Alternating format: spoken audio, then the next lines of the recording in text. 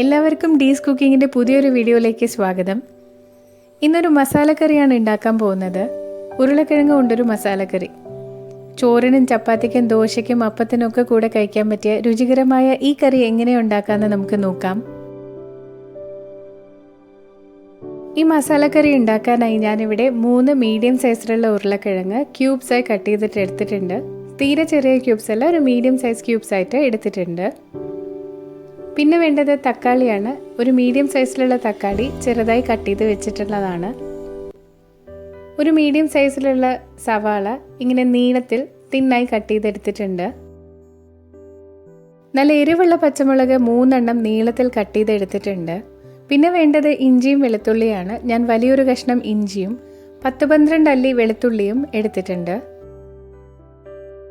അടുത്തത് വേണ്ടത് തേങ്ങയാണ്. ഞാൻ 4 ടേബിൾ സ്പൂൺ തേങ്ങയാണ് എടുത്തിട്ടുള്ളത്.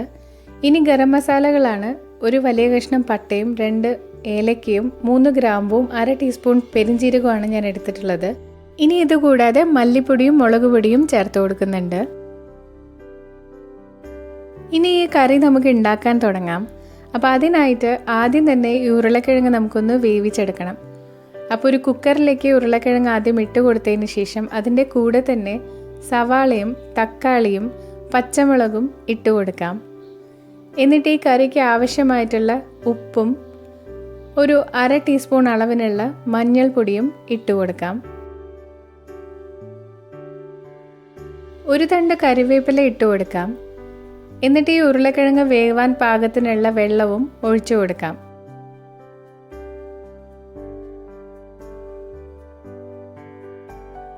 നന്നായി ഒന്ന് ഇളക്കി കൊടുത്തതിന് ശേഷം ഈ കുക്കർ അടച്ചു വെച്ച് നമുക്കൊരു 2 വിസിൽ കൊടുത്തതൊന്ന് വേവിച്ചെടുക്കാം. ഈ ഉരുളക്കിഴങ്ങ് വെന്ത് വരുന്ന സമയം കൊണ്ട് തന്നെ നമുക്ക് ഈ കറിക്ക് ആവശ്യമായിട്ടുള്ളൊരു അരപ്പ് തയ്യാറാക്കിയെടുക്കാം.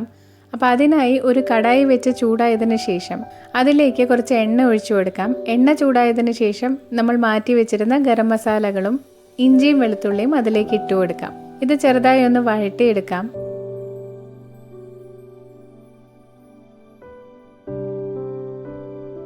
ഇനി ഇതിലേക്ക് മല്ലിപ്പൊടിയും മുളക് പൊടിയും ചേർത്ത് കൊടുക്കാം. ഞാനിവിടെ ചേർത്ത് കൊടുക്കുന്നത് 3 ടീസ്പൂൺ മല്ലിപ്പൊടിയും 1/2 ടീസ്പൂൺ നല്ല എരിവുള്ള മുളക് പൊടിയുമാണ്.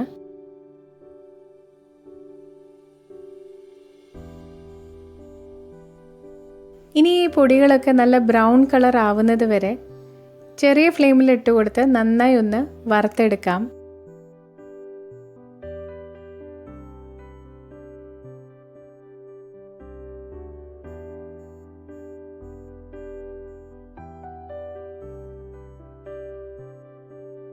ഇപ്പോൾ നല്ല ബ്രൗൺ കളർ ആയിട്ടുണ്ട്. ഇനി ഇതിലേക്ക് നമ്മൾ നേരത്തെ മാറ്റി വെച്ചിരുന്ന 4 ടേബിൾ സ്പൂൺ തേങ്ങ ചിരകിയത് ഇട്ട് കൊടുക്കാം. എന്നിട്ട് ചെറുതായി ഒന്ന് വഴറ്റിയെടുക്കാം. തേങ്ങ ഇട്ട് കൊടുത്തതിന് ശേഷം ഒരുപാട് നേരം ഇട്ട് വറക്കണ്ട. ജസ്റ്റ് ഒന്ന് ചൂടായി അതിൻ്റെ കളറൊക്കെ ഒന്ന് മാറി കിട്ടിയാൽ മതി. ഇനി അടുത്തതായി ഞാനിതിലേക്ക് ചേർത്ത് കൊടുക്കുന്നത് 1 ടീസ്പൂൺ മീറ്റ് മസാല കൂടിയാണ്. അപ്പോൾ മീറ്റ് മസാലയ്ക്ക് പകരം ചിക്കൻ മസാലയാണെങ്കിലും നിങ്ങൾക്ക് ചേർത്ത് കൊടുക്കാം. അപ്പോൾ ഇതും കൂടെ ഒന്ന് ചേർത്ത് ജസ്റ്റ് ഒന്ന് ഇളക്കി കൊടുത്തതിന് ശേഷം നമുക്ക് ഫ്ലെയിം ഓഫ് ചെയ്ത് കൊടുക്കാം. എന്നിട്ട് നല്ലതുപോലെ ഇതൊന്ന് ചൂടാറിയതിന് ശേഷം പേസ്റ്റ് പോലെ അരച്ചെടുക്കാം. ഉരുളക്കിഴങ്ങ് വെന്തോന്ന് നോക്കാം. ഇപ്പോൾ ഉരുളക്കിഴങ്ങ് നന്നായി വെന്തിട്ടുണ്ട്. ഇത് ഇത്രയും തന്നെ മതി. ഇനി ഇതിലേക്ക് നമ്മൾ അരച്ച് മാറ്റി വെച്ചിരുന്ന തേങ്ങയുടെ പേസ്റ്റ് ഒഴിച്ചു കൊടുക്കാം. ഇതിൻ്റെ കൂടെ തന്നെ ഈ കറിക്ക് ആവശ്യമായിട്ടുള്ള വെള്ളവും കൂടി ഒഴിച്ചു കൊടുക്കാം.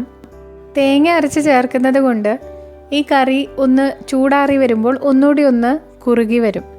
അപ്പോൾ അതും കൂടി നോക്കിയിട്ട് അതിനാവശ്യമായിട്ടുള്ള വെള്ളം വേണം ഒഴിച്ചു കൊടുക്കാൻ.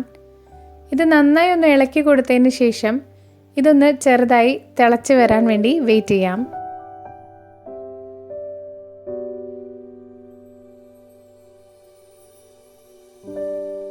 ഇപ്പോൾ നന്നായി ഒന്ന് തിളച്ച് വന്നിട്ടുണ്ട്. ഇനി ഇതിലേക്ക് ഉപ്പ് നോക്കിയിട്ട് പോരെങ്കിൽ ഈ സമയത്ത് ആഡ് ചെയ്ത് കൊടുക്കുക.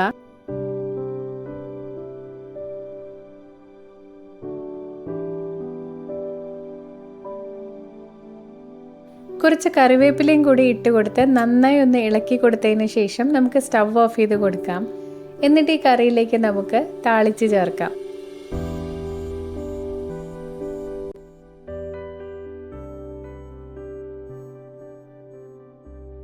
താളിച്ചിടാനായി ഒരു കടായിലേക്ക് കുറച്ച് എണ്ണ ഒഴിച്ചു കൊടുത്തിട്ടുണ്ട്. ഇനി ഈ എണ്ണ നന്നായി ചൂടായി വരുമ്പോൾ അതിലേക്ക് കുറച്ച് ചെറിയുള്ളി ഇട്ട് കൊടുക്കാം. അപ്പോൾ ചെറിയുള്ളി ഞാനിങ്ങനെ വട്ടത്തിൽ അരിഞ്ഞു വെച്ചിട്ടുണ്ട്. ഇത് മൂപ്പിച്ച കറിയിൽ ചേർക്കുമ്പോൾ ഒരു പ്രത്യേക ഭംഗിയും മണമൊക്കെയാണ്. അപ്പോൾ ഇത് ഇട്ട് കൊടുക്കുക. ചെറിയുള്ളി ഇല്ലെങ്കിൽ മാത്രം ഒരു കഷ്ണം സവാള ചെറുതായി കട്ട് ചെയ്തിട്ട് നിങ്ങൾക്ക് ഇതിലേക്ക് ചേർത്ത് കൊടുക്കാം. അപ്പോൾ ഇത് നന്നായി ഒന്ന് മൂത്ത് വരട്ടെ. ഇപ്പോൾ ചെറിയുള്ളി നന്നായി മൂത്തിട്ടുണ്ട്. ഇതൊന്നൊരു സൈഡിലേക്ക് മാറ്റി വെച്ചതിന് ശേഷം ഈ എണ്ണയിലേക്ക് കുറച്ച് കടുക് ഇട്ട് കൊടുക്കാം.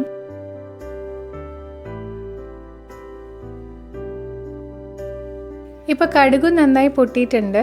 ഇനി ഇത് നമുക്ക് കറിയിലേക്ക് ഒഴിച്ചു കൊടുക്കാം. അപ്പോൾ ഇത്രയേ ഉള്ളൂ.